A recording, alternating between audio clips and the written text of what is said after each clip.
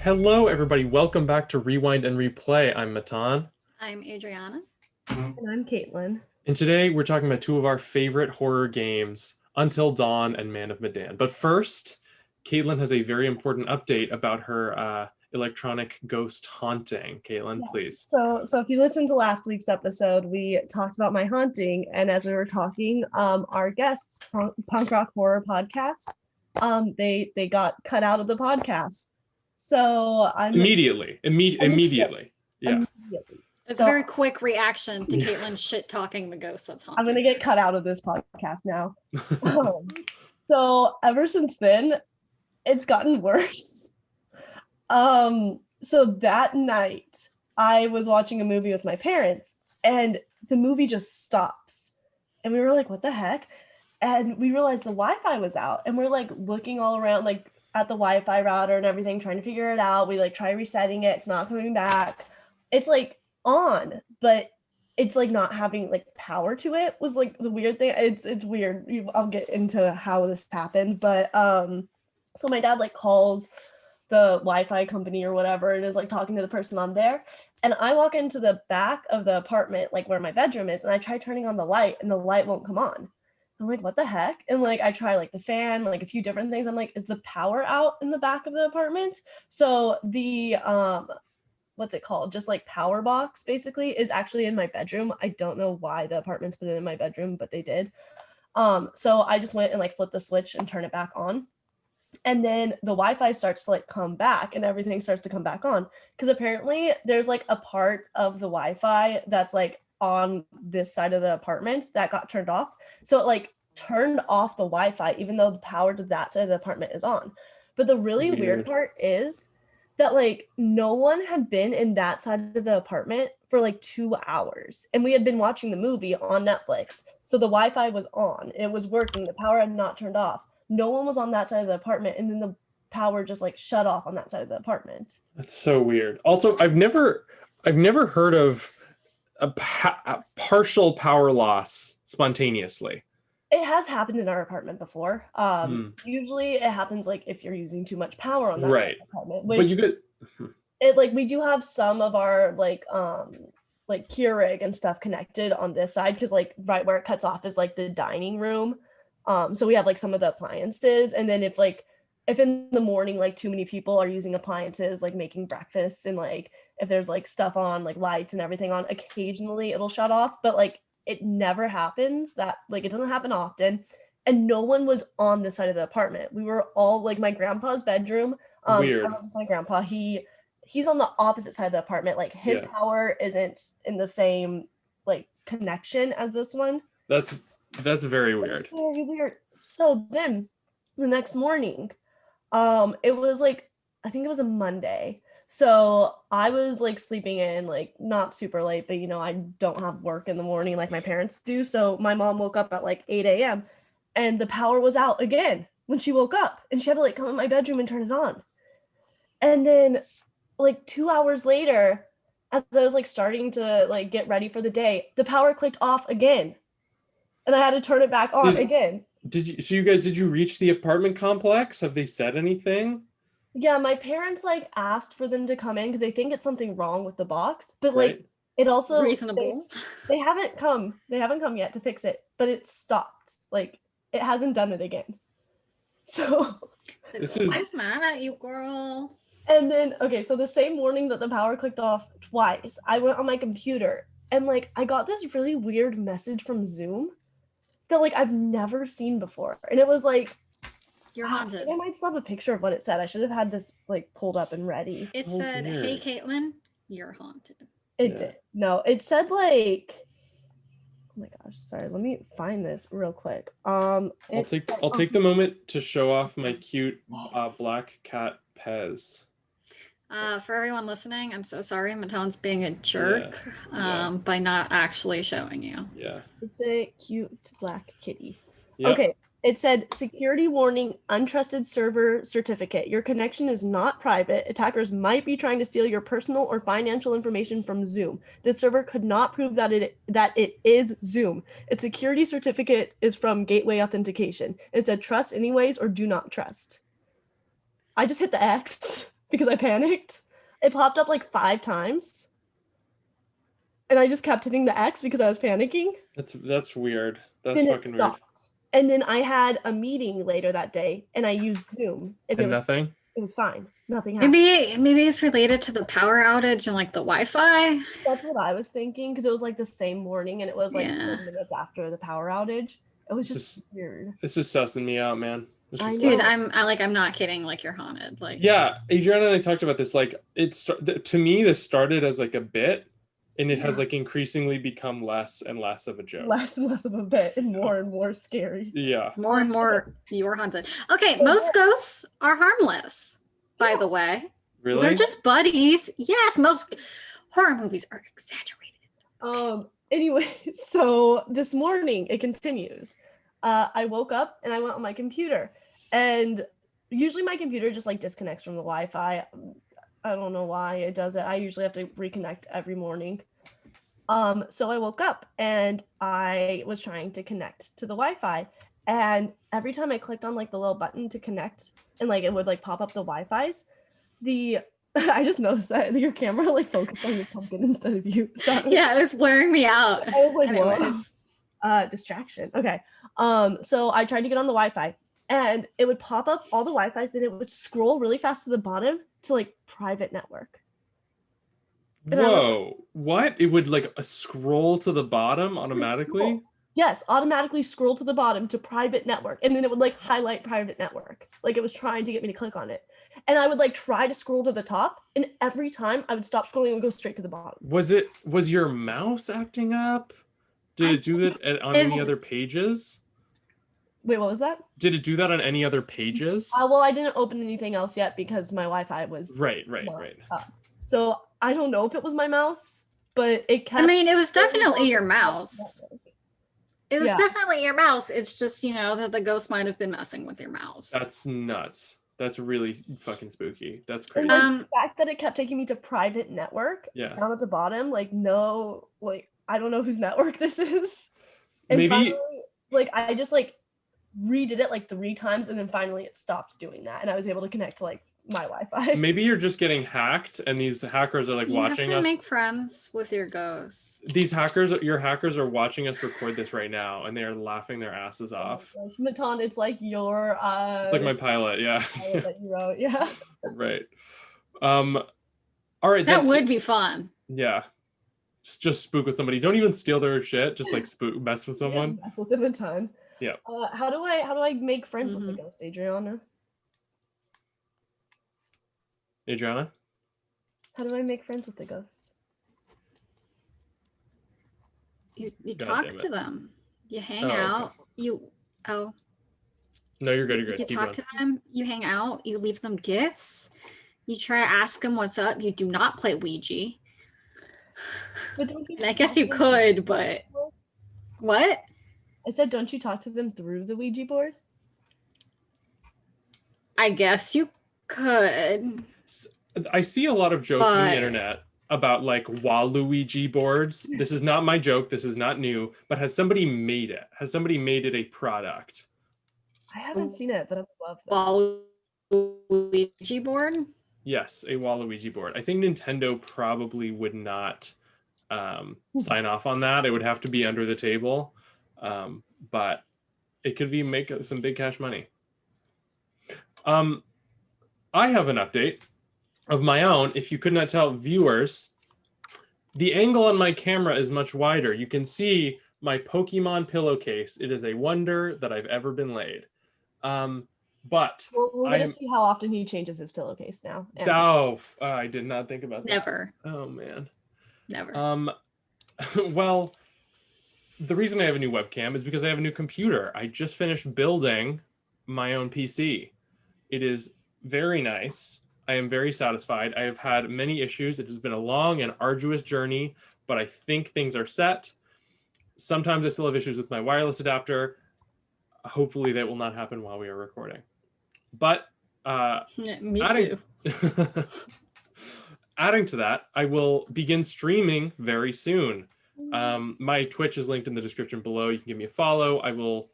Schedule is pending. I have not set up everything yet, but I will very soon, and I will let you guys know. We'll to get watch him me and in when on to the start. Paladins action. Mm-hmm. I will play Paladins. I think that Paladins is a slimy ripoff of Overwatch. Have you tried it though? I've watched it. I haven't. You played haven't it. tried it though. I've watched it. I yeah, watched but you it. haven't played it though, so I'll play it. withhold your I'll play it. judgment. I'll play it. I'll try it. It's free. All right, and with that, let's get into the games. So we're starting off with Until Dawn. This is from what's the company? Supermassive, Supergiant. Supermassive, I think. We should have looked at this beforehand. No one cares. Supermassive Games. Everyone knows what. It's a 2015. Everyone knows what Until Dawn is. Yeah. Fair enough. If you don't, you suck. Go play it. No, I'm just kidding. We pride ourselves on not being accessible to newcomers. If you if you weren't here from the beginning, if you don't know exactly what we're talking about the moment we mention it, we don't want you here. Frankly. Get out. Until Dawn, 2015 game, very heavily inspired by like horror slasher movies from like the 80s and 90s. Decision based, a la Telltale or Life is Strange, but pretty. It really does carve out its own sort of niche. Yes. A fun fact about the game, that like the script of it, like all the possible dialogue paths and options, they wrote over 10,000 pages of dialogue. Holy shit!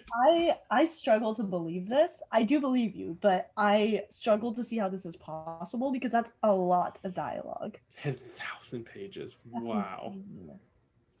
Insane. It's one thing that I like that is sort of different from Telltale or the Life is Strange games. Failing or succeeding on QuickTime events has story implications. And on top of that, you cannot make save states. It just auto saves. So if you fuck something up, you got to live with that for the rest of this playthrough. Or you got to really quickly turn off your Or you got to turn it off in seconds. Yeah. Yeah. I I don't like that you can't save actually, because that is to me the beauty of, you know, a branching path choice-based game is being able to load a save and try out the other path. You can once you've beaten the game, you can start from different chapters. And once you've beaten it once. I like that they make you beat it once without save states because I think it means like you have to live with your decisions. You have to deal with this. I agree. But I mean, like even within the chapters, like I'd like to put but the like if they had implemented like more. It just to me, you can go back and play that. And to me, that lowers the stakes. If I know, like when you choose, there's oftentimes where you choose a slower, safer route or a quicker, more dangerous route. And I'm always gonna, if I can just load a save state, I'm always gonna choose the risky route and just keep doing it again until I get it. Exactly. Like I feel like this way, like it really is a risk. It's a in the moment decision, just like the character. Right, and I like it for the first playthrough, but as someone who wants to unlock 10,000 pages of dialogue, I want to see how much of it different. So this is like a visual novel thing, right? Like even if you have like 3 dialogue options, you get a slight change for every single one. There's like a lot of dialogue that you can uncover. But then, like Caitlin that's said, like a speed run meta thing. Don't worry about it. Sure. But like Caitlin said, after you beat it the first time, then you can go back and start in chapters, which I think is a good way of doing it. Even with the chapters. But they're not that long. They're like hour, 2 hours each. It's pretty long. No, for like a video game. Did you guys play this when it came out? Or actually, I know, Caitlin, you played it. Adrianna and I just watched a playthrough. I played it a little after. I remember I saw it for the first time. Like I saw someone play through it, maybe like Markiplier or someone, I don't know who. Yeah. And then I really loved it. I was like, I have to play this game myself. And I went and bought it. The game looks really good for being 5 years old. Not that 5 years is that long. Game looks great. This is what I'll say. This is hard to do. Good faces. Hard to do in a realistic style. Looks good. This was definitely preempting like the Last of Us like style of animation. At least with like the faces. Because these really good. They were. The graphics were dope. I wanted to play this game, but I'm a wimp. And I played Man of Medan with you guys because I wasn't alone. There were it's a multiplayer, I played with you guys. I get that. But I would just watch someone play the game. I could not play it by myself. So it's got a cast of how many characters? Six? 1, 2, 7, right? Seven characters. Matt, Emily, Chris, Ashley, Jess, Mike, Josh. Wow, I'm impressed. Right off the top. Yeah. Honestly, but if you think about it, I always forget about, I don't know, Chris. I always forget about Chris. Is he glasses guy? Yeah. Yeah, he's kind of forgettable. Yeah. Yikes. This one thing that I think another way that this game is differentiated from sort of a lot of its decision-based peers is that the characters are very clearly defined. You switch around, you play as like all 7 of these characters, and each one has sort of different bars that designates their personality and their relationships, and it feels a lot more like you're playing as a character, whereas in games like Walking Dead, like you are really, the character does have defined qualities, but you really are putting your own spin on them. Yeah, just like Clem. Notice Adrianna's hat. Sorry again, listeners. This is why you should watch us. Just like podcast. I mean, listening is just as great as watching. Well, some people are blind, Caitlin. So fuck them. That's what I say. Or say. partially impaired. I'm kidding. So yeah, there was a whole your Clementine or my Clementine ad campaign by Telltale because she is different depending on how you play her. And I don't think that's true of Until Dawn, but that's not a weakness. No, I think it's great. I mean, especially when you have to play 7 characters, right? For, Clementine, you are Clementine, and that is where you feel the whole game. And that's hard to do with 7 people to make them all feel unique and alive on your own. That's true. That's very true. And I mean, and that happens too for Man and Medan with the cast, and I'm sure it's going to happen again for Little Hope. So I like it. I like the style. Very strong characters. The game has an interesting portrayal of mental health. Speaking of strong characters. Yeah. And we did touch on this last week, so we might be repeating ourselves a little bit, so I apologize. But we're going to get more into it this week. Yes. So obviously, spoilers for Until Dawn here. So listener and watcher beware. I like your note here, I believe this is Adrianna, that unlike the movies Psycho, Halloween, Silence of the Lambs, this game's main antagonist is not the one with mental illness. Which is an interesting distinction. Yeah. And again, we got into this last episode, but Josh doesn't actually hurt anyone, physically. He is not the bringer of violence. He's not the one doing it. Although, he does set up the situations for very violent and bad things to happen. He's not innocent by any fucking means. Lots of but he yeah. But the real, the quote unquote evil, the spooky, scary thing, which normally, right, is this is the Psycho or it's Hannibal or whatever. This time in this game, it's the Wendigos, a literal myth, just a creature. It's not a person. And I really like that decision because Josh is fucked up. But if he had done any of this in a place without Wendigos, would have been it would have turned out a little better. Yeah, I mean, it still would have been horrible. He still would have put his friends through these terrible things. But trauma, big trauma. Yeah, and he would have been in a lot of trouble, but he probably would have gotten more of the help he needed because he would have probably been correctly diagnosed after this. Which is one of our next points was Josh's misdiagnosis was a huge point, and what ends up happening with Josh, and also just in general in the game, you don't even this isn't something you can learn unless, as Sam, you're able to escape the psycho and make it to like that basement area.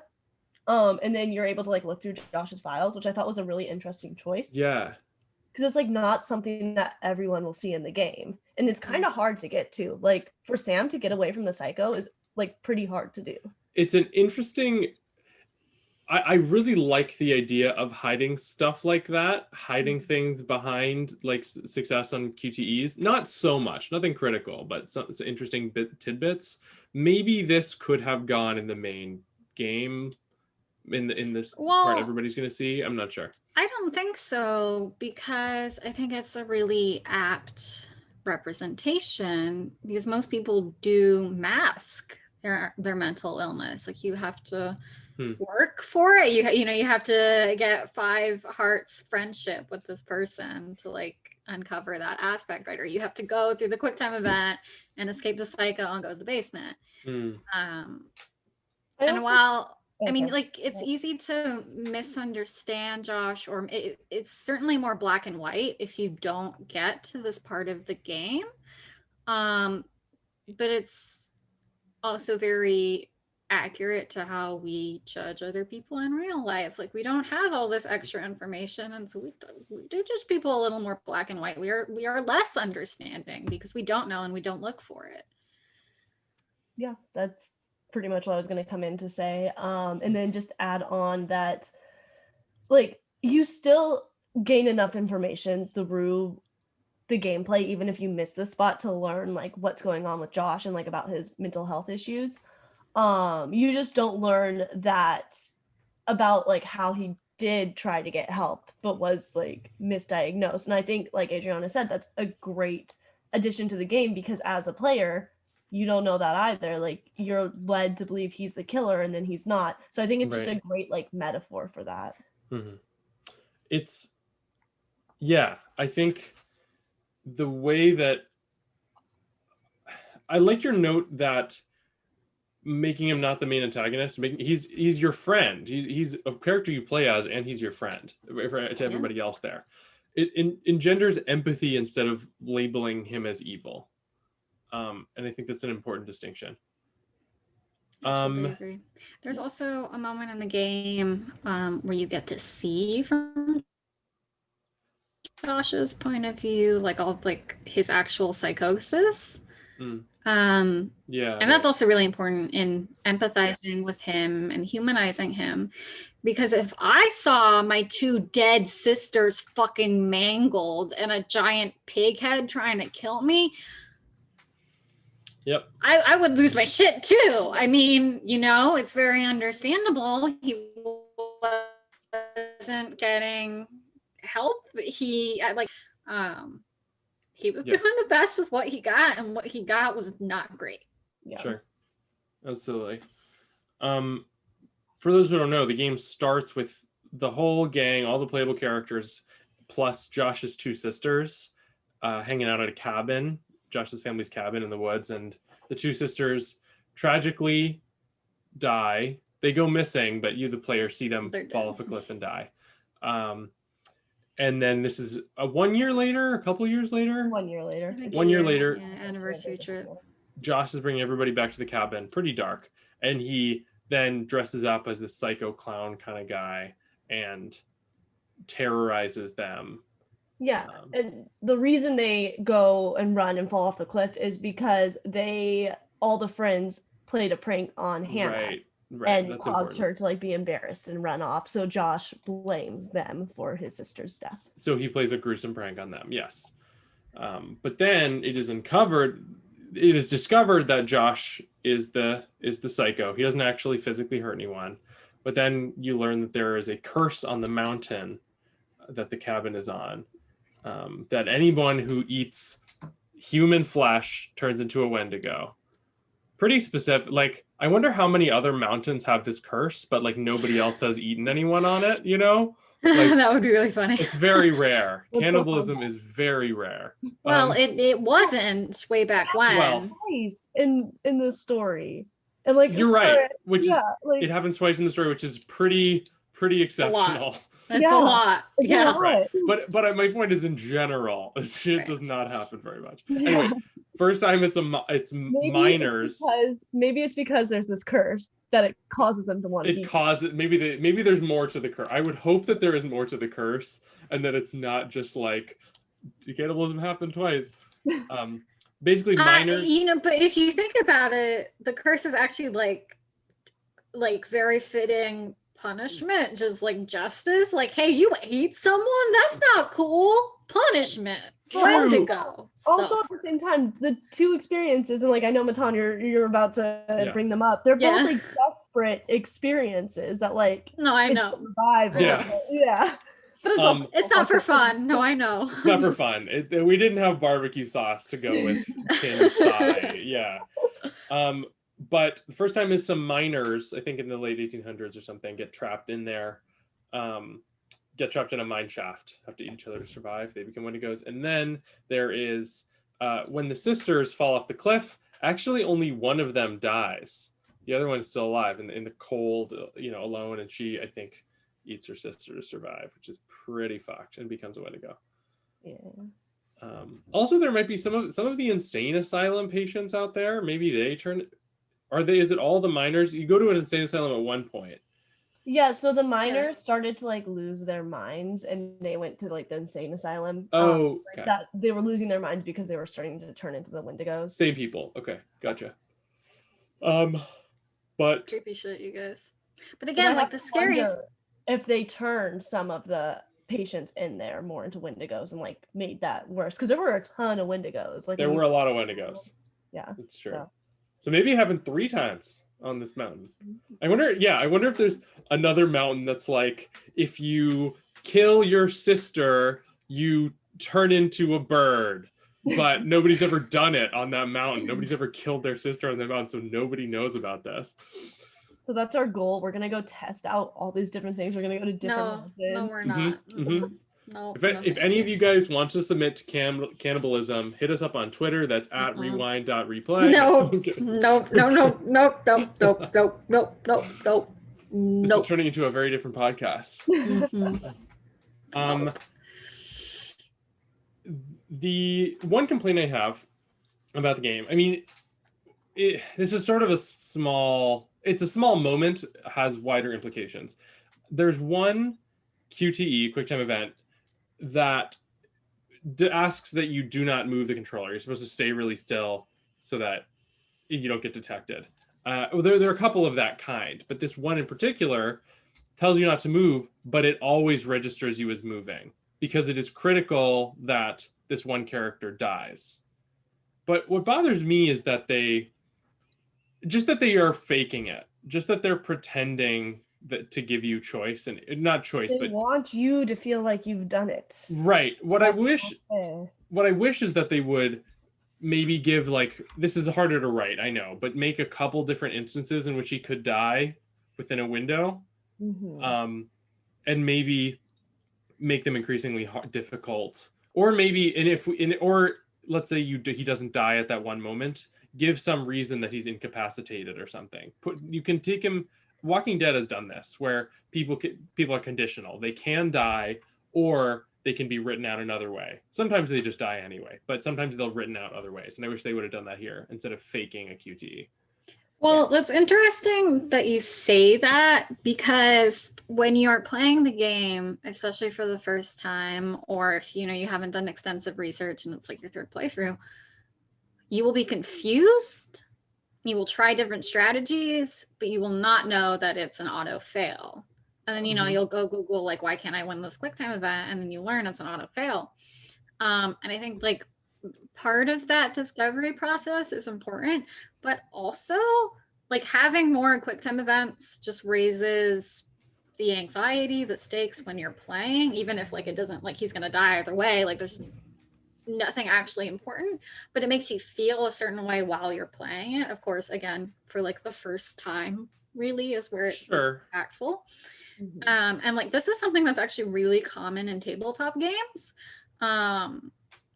where whoever's GMing, game mastering, will roll or add a skill check just randomly at no point for no reason other than to cause like a spike in the flow. Sure. To like increase engagement. So I mean, it's a little annoying, right? Like, I can't do anything about this part of the game. Why the fuck do you, like, why put it in there if I can't change the outcome? But also, I bet it shook you up real hard when you played it the first time. That's true. I also think it's a very much like, this is a really important event, like QuickTime event, that you need to like learn how to do, because in the next like part, when they're all, not next part exactly, but like later in the game, when they're all in the cabin trying to get out, that's like the biggest QuickTime event when you're playing as like Sam, I think, who like is trying, it's like between Sam and Mike, they're like trying to like distract the Wendigos and then they freeze, and then like the other one distracts and then they freeze. You have like 6 of those right in a row. And like if you miss up like 2 of them, or there's some that like if you mix up that one or mess up that one, you'll just die right away. So I think it's a very good way to just be like, hey, this is really important. Don't mess Prep. it.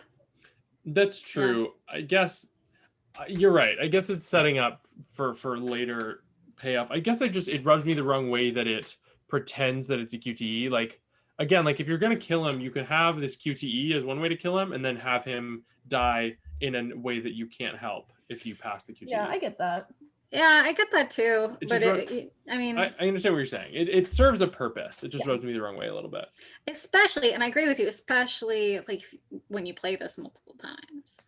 Mm-hmm. Like that's where it gets. Then you know. Aggravating. Then you notice. Like, yeah, that's true. We were talking about mental illness earlier. The ending is kind of a complicated message on mental illness. Yeah, I mean, and this again, we've talked about this in a previous episode, but we have problems. Games tend to do this. Like, I don't know if it's just choice-based games, like the mainstream genre AAA horror tends to do this, but we saw this with The Last of Us 2 as well, where like there's just no happy fucking ending, which is a really shitty message for those who are. It took us 32 minutes to talk about Last of Us this 32 time. minutes. 32 minutes. I think that's a record. No, I think I brought it up earlier, Caitlin. I didn't hear it. I think I did. Oh no, you know what you did? You were talking about faces. You were talking about faces. Yeah, I was talking about faces. Yeah. Okay.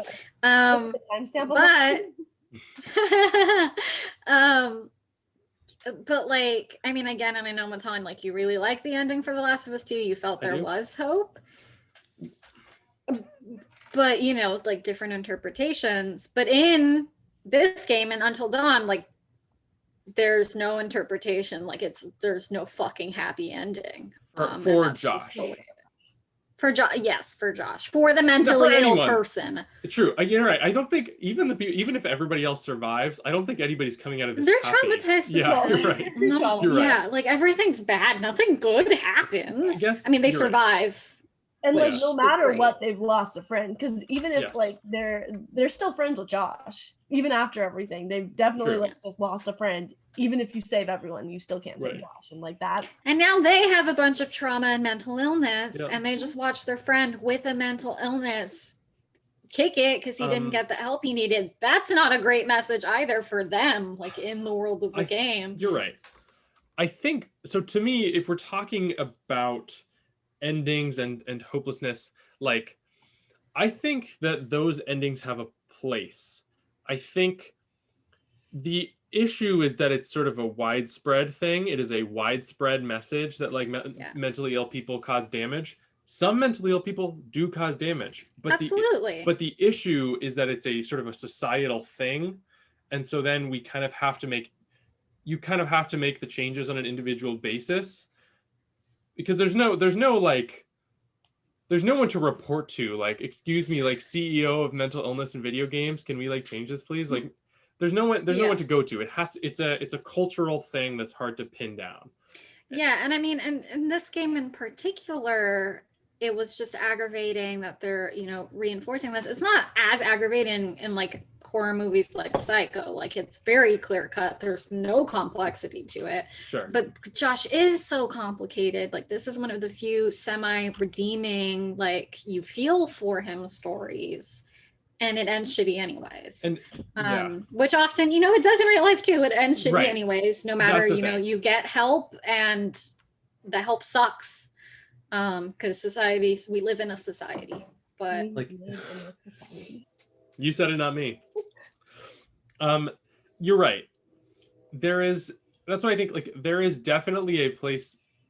There needs to be a place for this more sort of emotionally real shit where like things don't always work out. There isn't always closure.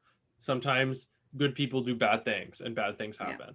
But it's also that is kind of the only right, space and that's the problem, and that's why this is sort of a larger issue. Is like we need to change at large so that we can tell like these fucked up stories, without these being totally representative of everything. Because like most people with mental, not all, but like a fair, happy amount seek help, get treatment, go to therapy, and it's fine.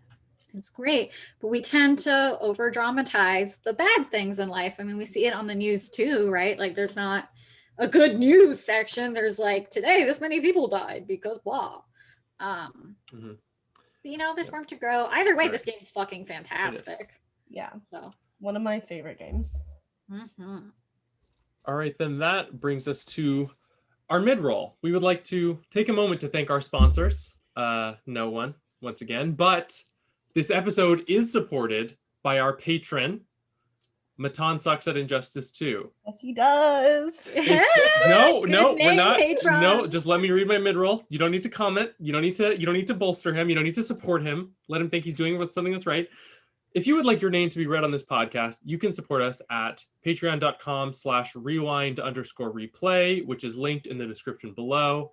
Thank you. Matan sucks at Injustice 2. Yeah, it's a really good use of your money. You guys, our only available tier is $2 a month because we don't really have extra content to give you. But we're broke as fuck and this takes a lot of effort, so we appreciate it. At Matan sucks at Injustice 2. Good strat. You're better. You're better than Matan at Injustice 2. Yeah, that was really awesome. Thank you, patron. All right, now on to Man of Medan. Yeah. So this is Supermassive's. This is another game by the same studio, Supermassive. Yes. What was this game? 2018, some around there. I think 5 playable characters, and I think they made an adjustment. I think they basically took what they learned in Until Dawn and applied it with a lot of success. Yes. There is what is the mechanic called? The local, does it have a name? I don't know. Co-op. There's a co-op mode in which you can, different numbers of players, up to 5 people can pick the characters that you play as in the story. And then when you shift perspective, the game says, hey, pass the controller to this person. And you physically hand the controller over and then they play their section. Very cool. I would have loved that in Until Dawn. Really, really cool. Especially because Until Dawn had 2 more whole characters. Right. And it's a lot. We did actually all play this game together. We did. And that was very fun. Thank you, Caitlin, for letting us use your console. Let's say who we played. Yeah, and so when we... I was Conrad and Alex. I was Julia and Brad. And I was just Fliss. I was totally happy to just play Fliss. That being said, I have my salt that I need to get out here. I nailed all of my QTEs. I was acing it. And then I missed one. I missed one QTE in this whole fucking game, and it's the one that gets you killed outright. Yeah, so spoilers, but I was playing Brad and I made the decision to take the knife, which Caitlin afterwards almost immediately told me, No, I don't think it was a knife. Yours was the bar or something. Sure, a weapon. A weapon. It's Alex who grabs the knife. Okay. Gotcha. Well, a weapon. I armed myself because I felt like this was a dangerous situation, It's a and if spooky I ship. was there, You need to arm yourself in this game. If you have a chance to arm yourself, don't do it. It's a bad decision. yeah, It'll apparently. get someone killed later. Yeah. So me having a weapon, was what made that situation very lethal for Matan Yes. / Fliss. So God, I just remember playing and like you were nailing all of them and you just missed this one and just Bliss just gets hit so hard and we're all just like looking at you and you were just so and one of you let me play as your extra character, which I appreciate. I think it was Adrianna because Conrad It was me because got away really early. So then I basically went with Alex. Right. Yeah. But I was salty. It's our ending as well, I wanted to mention. So Conrad gets away early on. So we were just playing the 4 characters. And then in the ending, everybody survives except Fliss. But then Conrad goes to the Man of Medan, the ship, looking for them. And he gets there and it's sort of implied that he gets all drugged up by the hallucinogenic gas that was on the ship and probably dies. Yeah. Probably dies. And so Caitlin's played this game a lot, and we were trying really hard to like find that ending. Yeah, I have not played it that much. I played it maybe 3 times. I played it once with my sister, with you guys, and then maybe once on my own, but I honestly can't remember. Well, we were trying to get Conrad to like stay alive. And we thought, we got him out early. He's safe forever. Fucking nope. Last scene, they screw you. There was a secret ending I didn't know about. Yeah. I'm sorry, Adrianna, you wrote this down? I did. I mean, I was just looking at like all the possible endings because obviously I got the ending we all got together. Right. So the kidnappers, Olsen and Danny, are revived from the dead. Olsen turns into a superhuman with glowing red eyes.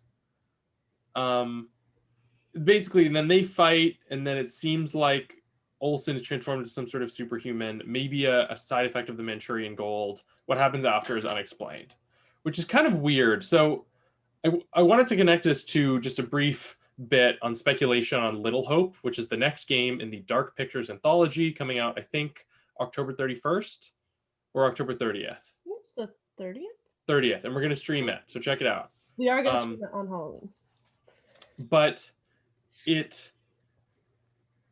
that seems like a weird ending to not continue on. It seems weird to throw that in there without any sort of recourse. Yeah. I mean, but it's also not an ending most people get. That's true. Do you have to have everyone survive and be on the Medan? I think so. I think so, yeah. Okay. So like Conrad would have to make it on the Medan and survive there, not like get away and survive. And live. Yeah. Little Hope is Witch Trials? I think so. Yeah, but it's also not, it's like modern though. It's like related, but it's modern. I think. Yeah, I don't know a ton about it. I've just seen like the teaser trailer. I'm excited to play it. Yeah. I think that there will be references. I don't think there will be very much tie-in. I think you're right, Adrianna. I just think people love crossovers. People love their Black Mirror little references. You know, I think this is very similar. I mean, what we could see though is another secret ending for Little Hope that has to do That'd be cool. with Man of Medan. I would love that. I'm also guessing we'll probably see something along the lines of like the totem or the looking in the picture, whatever their version of that for Little Hope. We'll probably see one for the next game. I think they've announced 3 Dark Picture anthology things. So Man of Medan, Little Hope, and then one more. Yeah. Maybe they'll do more after that, but I think that's all that's announced. I think if they do, it'll be a different series. Like, I don't think it'll be Dark Pictures. Yeah. If they do another one after the 3rd one, yeah, you're probably right. Yeah. Let's compare the 2. They're pretty comparable. Yeah, and so I think if you're listening, you might have noticed we actually didn't have that much to say about Man of Medan. And that's because, I mean, the story's pretty straightforward. Yeah. Which isn't a bad thing. Like, this was a very enjoyable game, manageable. Like, we played it like what, we spent like 3 nights maybe for like a couple 2 to hours. 3, yeah. Yeah, not very long playing it, and it was fun. It was I'm glad I enjoyed scary. it. Yeah. It, you know, it was as complicated as it could be. I was really into the curator, but it didn't. I mean, again, this is probably part of it being part of an anthology and not a standalone game. It just wasn't as appealing as Until Dawn. Mhm. Until Dawn has more punch, I think, its story. Yeah. I It's also do- longer. I mean, Yeah. Oh, yeah, definitely. Man and Medan was pretty short. One thing I really liked about Man and Medan that like was a little different from Until Dawn is it felt like your choices were even more important. Like there Mm. were so many tiny little things that affected something later on, and I think they were able to do it because it's a smaller game. That's a good point. That's a very good more point. In there, like they still had these in Until Dawn, but it felt like some of them, like you would make one choice, and then you'd see the butterfly effect later, and you're like, okay, that didn't really affect anything. Man and Medan was like everything you did had an effect later, and you could like specifically see what that effect was. mhm. For sure, And it's like dense. with what? For sure, it's dense. Oh yeah, and like with Brad picking up like the wrench or whatever he did that hit, like that was just such a small thing that you're like, oh, this would protect me. But then you're not even playing when Fliss ends up dying. Like if Fliss Yeah. dies at that point, like that was Matan who got Fliss Mhm. killed at the Right. time. But yeah, it just felt like the stakes were so high that like you couldn't even miss any quick time events. Like Until Right. Dawn, you had a little wiggle room of like if you miss this one, you could survive. But I felt like there were more places to die. This one was like you miss one quick time event, you're dead. Yeah. I mean, and I think you hit it on the nose when you said probably because it's shorter. Like they really have to pack the punch in Right. quicker. Yeah. Like Conrad Which can is die good. so early. Yeah. Conrad is so hard to keep alive. He can die like so many times and so early on. Do we want to move on to the next segment? Yeah, let's go for it. Back to Oh, another. wait. Yeah. I forgot. I wanted to hear your guys' thoughts on Dr. Hill / Oh. the analyst, I think is like his title, and how and like overlap with him and the curator. Because they serve very similar roles in the storytelling like mechanics of both games. Dr. Hill, just so people know, Dr. Hill is the character in Until Dawn, kind of a narrator, talks to the camera, asks you Mhm. some questions. The curator is also sort of the person who addresses the camera and kind of oversees this telling of the story. Neither of them were particularly compelling to me. I think I liked Dr. Hill better. Well, he was Josh's therapist. Right, which was Someone a cool who reveal. fucked up. And then like it makes sense why he was there at the end of the game. Like you get to the end of the game, you're like, oh, these were like moments in Josh's head that like he was talking to like himself, or like he thought he was talking to the therapist. Right. And like that made sense story-wise with the curator. Like I liked him, but he was kind of just like there. Like he didn't really connect to the story. Yeah, Like, and so that's what I'm curious about, because they are very like parallel roles. So I'm theorizing that we're going to see him, the curator, in the next 2 games. Yeah, I think so. Have like a similar level as Dr. Hill. Yeah. And I just don't know how he's involved yet. Mhm. But I think they must, right? Like they know Yeah. that these two are so similar. Yeah. Right. All right, now on to the next segment, which is Our last Spot segment, you guys. the The gays. Yay! Oh, that's gonna sound terrible with the Really? delay. Yeah, um, absolutely. Which one do you guys want to give a quick explanation of Spot the Gays? Yeah, we haven't done this in a bit. Basically, we find characters that we think are queer in some way, and we present them to you. Today, we are doing them on from Until Dawn and Man and Medan, characters from those games. Hell yeah. Mhm. Yeah. My first insta thought was oh man, the curator, like, have you seen his fucking hair? I live for that shit. But then I saw, because Caitlin and I were like brainstorming ideas. We're talking about Brad, maybe. I was like, oh, but he's like, like the stereotypical, like nerdy, closeted, Yeah. And I was like, oh shit, I just did the same thing with the curator's hair. Yeah, but point stands. Thanks. I like I think that Jess from Until Dawn might be bisexual. I think that's a good point. Whoever wrote that. Jess was one of my favorite characters. My girl. I love Jess so much. Yeah. I've cosplayed her before. She's like Ooh. one of my favorites. I love her. Did you cosplay the like scratched up like? Yeah, one? I'll Yeah. have to show you pictures. It was Cool. a while ago. I was like 16, but I was like the white shirt, the green jacket, and then like blood all over my face. I had my friend was Ashley, Cool. and then we ran into a Mike and Sam, and we took Cool. pictures with them. It was really That's awesome. fun. She was who I was like rooting for. I was like, if anyone gets out, it's gonna be this capable ass bitch. What I like is just she has a lot of depth. We're getting a little away from this about the gay segment, but she is presented as very much this kind of like dumb blonde archetype that is common in horror movies, and then survives this awful attack and is like you learn like a lot about her, and she is very much more resilient and intelligent than initially made to look. But sadly, she can only survive based on Mike's actions, and I kind of hate. What do you mean? And in the ending, I thought that's Sam's choices. No, so when Jess gets like dragged away, if you fail enough QuickTime events, like Jess will just die. Like she dies at the elevator. Oh yeah.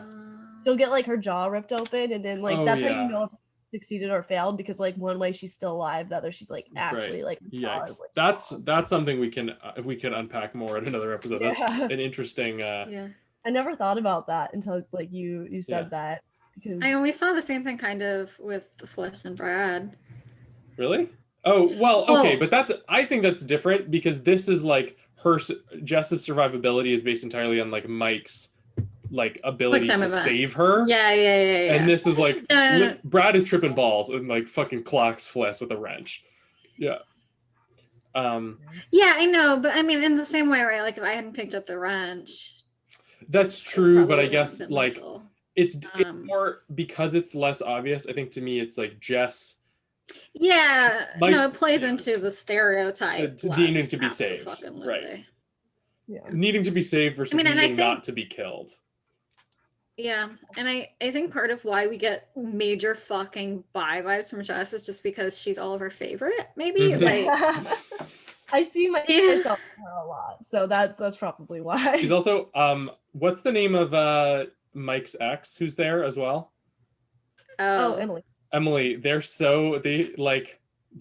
sure like hate fuck. Like they hate each other. They're like so like hateful towards each other. I can totally see it happening. I hate Emily, but she's hilarious. No, Mike is trash. Mike is trash. She should leave. Mike is fucking trash. No, I love Mike. He is trash, but I love him. Hey, angry threesome? Yeah, I bet Mike would go for it. Mike would do it, but I would like beat him up, you know. Yeah. And so our pick from Man and Medan is Conrad, you guys, because that boy likes to fuck. Conrad fucks. And he does not care who it's with. He just likes to. Yeah. I think he's like orgy town boy. He does some shit. He did some shit in college, like for sure. And now you're right. No, it's not even like that. I'm gonna experiment in college. But he, let's go. I'm into it. I mean, and he flirts so much with freaking Fliss, but also like he can't flirt with anyone else on the fucking ship. It's his sister, his sister's fiance, his sister's fiance's brother. And then Fliss, Who else is he gonna fucking flirt with? Yeah. All right. Well, unless you guys have anything else to add, I think that just about does it for this episode. I have a short announcement, you guys, for all our fellow entrepreneurs out there. Did you know that instead of having a .com, you can have a .gay? That's crazy. What? So it's $30 a year on Namecheap. Some of the money goes to LGBTQ plus organizations. I don't know how much. Don't fact check me, but go look, because it's some of it, not all of it. When people and also go ahead. We already paid for our 1 year URL, but next year, you guys, we're gonna be a .gay. Okay. I would like to mention when conservative people talk about the gay agenda, This is that. This is the gay agenda. This is the gay agenda. We're gonna make everybody have .gay instead of .com or .org. Facebook.com? No. Yep. Facebook.gay. Yep. That is the liberal gay agenda. Yeah. Thank you everybody for listening to this week's episode of Rewatch and Replay. We post podcast episodes every Friday, wherever you get podcasts or on YouTube with a video element. We've also got some new content coming to YouTube. We've done some tabletop role-playing games, which have been begun. We've started posting. We have some more coming. And we've got some more short-form stuff coming up as well that we have not totally announced yet. We all stream on Twitch. The two of them have already started, and I am about to. You can find all of our Twitch links as well in the description, as well as all of our socials. Again, I'll drop our Patreon again. We've got our first patron. If you'd like to support us and help us make more content, we would greatly appreciate it. I would really prefer if you don't use a name that calls into question my skills in Injustice 2, but it seems like that is too much to ask. We would prefer. No, I think, yeah, it's beautiful. All patrons from now on have to insult Matan. Oh, no, I don't like this precedent. Oh, no. You guys have any final words you wanna mention before we go? Play horror games. They're fun. Play horror games with friends. If Yeah. you're like me. Yep. If you're like me, turn the lights off, play them alone. Never. Fat fucking chance. No. All right. Thank you guys very much for watching, and we will catch you next week.